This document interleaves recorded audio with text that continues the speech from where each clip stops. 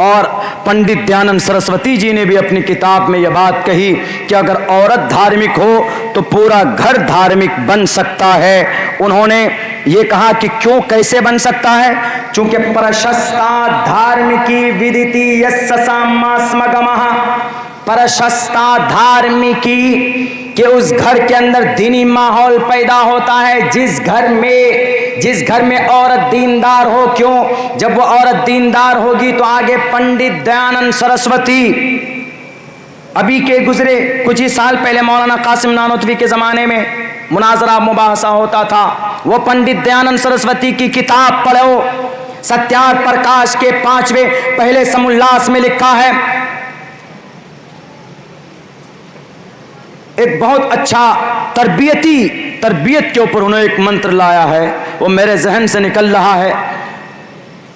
اگر عورت دھارمک ہوگی، اگر عورت مذہبی ہوگی تو وہ عورت اپنے گھر میں بچے کی ٹریننگ کرے گی. کیا کہے گی؟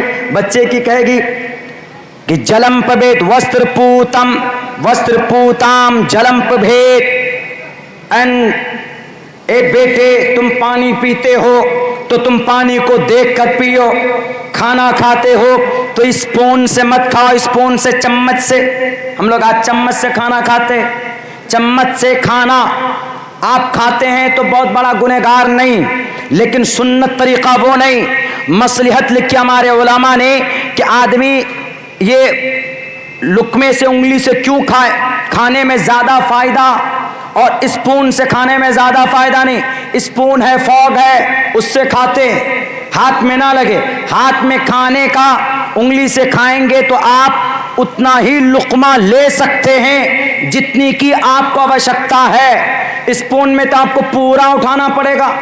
اگر آپ کو بوٹی اٹھانا ہو یا آپ کو روٹی یا کچھ اور لینا ہو، روٹی اگر آپ کو توڑنی ہو تو آپ اسپون سے 12 گھنٹہ آپ توڑیے، روٹی کا لقمہ نہیں بنا سکتے، لیکن انگلی سے آپ کر سکتے ہیں. اور ایک چیز یہ فرق ہے اسپون میں انگلی سے. سنت رسول اللہ کا فائدہ کیا ہے؟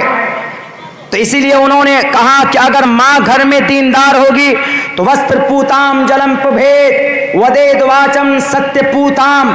اگر کوئی چیز، کوئی بات تم بولو بیٹے تو سوچ کر کے بولو، اگر کسی کو کچھ کہو تو سوچ کر کے بولو. کون بیان کرتا ہے؟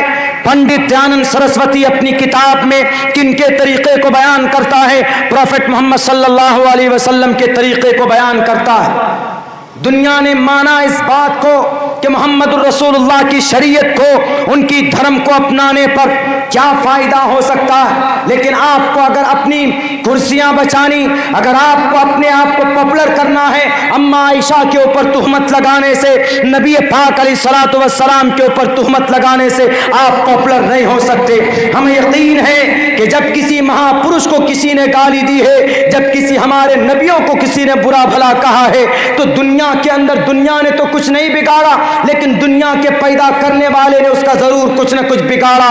تمہارا بھی خاتمہ ہوگا، وہ اللہ کرے گا، تمہیں بھی اللہ تبارک و تعالی ایشور تمہیں سبق پڑھائے گا، اس لیے کہ تم محسن انسانیت محمد الرسول اللہ صلی اللہ علیہ وسلم کو تم نے برا بھلا کہا. وہ تو وہ تھے جو دشمنوں کو بھی سینے سے لگاتے تھے.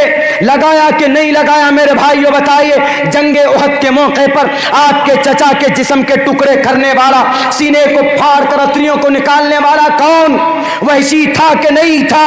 لیکن آپ علیہ السلام کے سامنے جب لایا جاتا ہے تو دنیا کا کوئی مائے کا لال ہوتا تو وہ کہتا کہ لاؤ پکڑ کر وحشی کو تختہ دار پر لٹکا دو، اس نے میرے چچا کی بے حرمتی کی، اس نے میرے چچا کے لاش کے ساتھ کھلواڑ کیا. لیکن قربان جائیے اس کالی کملی والے پر، اس آخری نبی پر. وہ صرف نبی نہیں تھے بلکہ محسن انسانیت تھے، وہ ایک انسان تھے. انسانیت کوٹ کوٹ کر بھری ہوئی تھی، مانوتا بھرا ہوا تھا. اسی لیے ان کے بارے میں کہا گیا استو گناہ پروشم دیپینتی پرگیا چکولم چدم شروع تنچ پراکرمش بہو بھاشتا چا دانم یتھا شکتی. اتھا طاقت ہونے کے باوجود بھی، دانی ہونے کے ساتھ ساتھ بھی انہوں نے اپنے دشمنوں کو ایسے سینے سے لگایا، صرف اتنا کہا کہ اے وحشی میرے سامنے تم مت آیا کرو، جب میرے سامنے آتے ہو تو میرے چچا کی لاش میرے نظروں کے سامنے آتی ہے، پیچھے سے آیا کرو، میرے پیچھے سے آؤ، میں تمہاری شکل نہیں دیکھنا چاہتا ہوں۔ اگر ہوتا آج کے زمانے میں کسی کے چچا کا قاتل سامنے آئے، بتاؤ کیا کرو گے دنیا والوں؟ فوراً کہے گا پکڑو اور اس کو ذبح کرو، یہی کہے گا۔ لیکن قربان جائیے کالی کملی والے پر، محمد رسول اللہ صلی اللہ علیہ وسلم نے دل کھول کر معاف کر۔ Therefore, the writer of 100 book has been written, and he was helpless and to write down and these scriptures in his book، اپنی کتاب میں لکھنے میں مجبور ہوا، لکھا the 100 book کے اندر محمد رسول اللہ کی جیونی کو۔ کون؟ اسلام کا دشمن ایک کرسچن رائٹر لکھتا اور یہ کہتا ہے کہ سیلف ڈینائل، موڈیسٹی، کائنڈنیس، رحم و کرم کرنے والے، انسانیت کے مجسمہ، محبت کو بانٹنے والے، سیلف ڈینائل، اپنے آپ کو کچھ نہیں سمجھنے والے اگر کوئی اس دھرتی پر تھے تو محمد رسول اللہ صلی اللہ علیہ وسلم کی ذات تھی۔ کون؟ the 100 book، the 100، 100 کو بولتے، دا اس کو لگایا گیا اور زیادہ معرفہ کرنے کے لیے، تاکید کے لیے۔ the 100 book، انگریزی میں کسی بھی ناؤن کو، کسی بھی اسم عام کو معرفہ خاص کرنا ہو تو دا کا پریوگ کرتے ہیں۔ the 100 book، 100 آدمیوں کی جیونی لکھی، اور ان 100 آدمیوں کی جیونی میں پہلی جیونی اگر کسی کی لکھی ہے تو محمد رسول اللہ صلی اللہ علیہ وسلم کی لکھی۔ میرے بھائیوں، آج اگر مسلمان نعرہ لگا رہا ہے، آج اگر مسلمان بولتا ہے تو یہ دیش کے خلاف نہیں ہے، لیکن آج ایک چیز نوجوانوں سے کہنا چاہوں، آج آپ لوگ ہم لوگوں کو وہاں سے لائے، بڑی خوشی ہوئی، اچھی بات، بہت پہلی بار آپ کی بستی میں آئے، آپ کا محبت، آپ کا سمان سر آنکھوں پر، لیکن ہمیشہ یاد رکھیے کہ محبت و عقیدت میں اگر کسی کو تکلیف ہو رہی ہے، علماء بیٹھے ہیں، پوچھ لیجئے، وہ پھر مناسب نہیں۔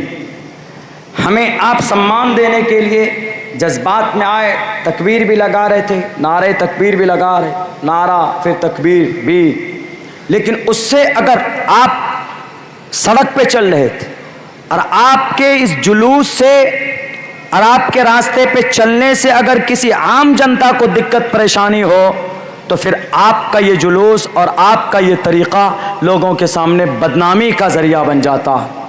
کیسے مسلمان ہوتے ہیں؟ کچھ لوگ گالیاں دیتے ہیں۔ کلکتہ کئی مرتبہ جانا ہوتا، میں دیکھا وہاں پر یہ سکھ لوگ جو ہیں ان کی جلوس نکلتی پورا بھر کر، میرے خیال سے 5 کلومیٹر دور تک لوگ ہوتے ہیں، لیکن ایک ذرہ برابر بھی کسی کو تکلیف نہیں ہوتی، ٹریفک جام نہیں ہوتی۔ آئندہ کے لیے آپ لوگ کریں، علماء کو لائیں، مہمانوں کو باہر لائیں، باہر سے لائیں، استقبال کریں، بہت اچھی بات ہے، لیکن اس بات کا ہمیشہ خیال رکھیے گا کہ راستے میں جب آپ چلتے ہیں تو ایک لائن سے چلیے، ایک لائن سے چلیے تاکہ آنے جانے والے کو دقت اور پرابلم نہ ہو۔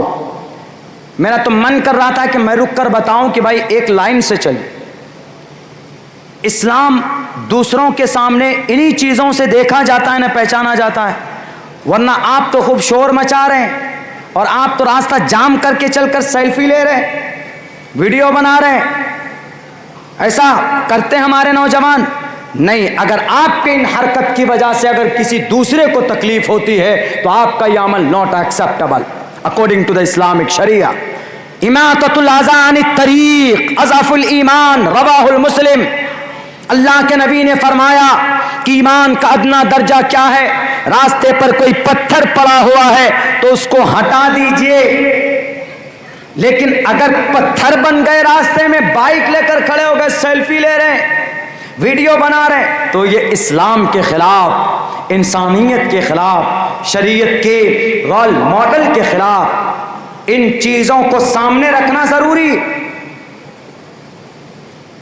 ہمارے اندر اخلاق کی کمی ہے میرے دوستوں، کردار کی کمی ہے. میری بات ڈھکی چھپی نہیں ہوتی. اب 12 تاریخ کو ایک پروگرام تھا، ایڈیشنل آ کر بیٹھا 22 فوجوں کو لے کر کہ مولانا عبداللہ تھوڑا بھڑکاؤ بھاشن دیتے ہیں اور ماحول خراب ہے. ابھی اڑیسہ بھونیشور کے اندر بھی ایسا ہو جائے گا.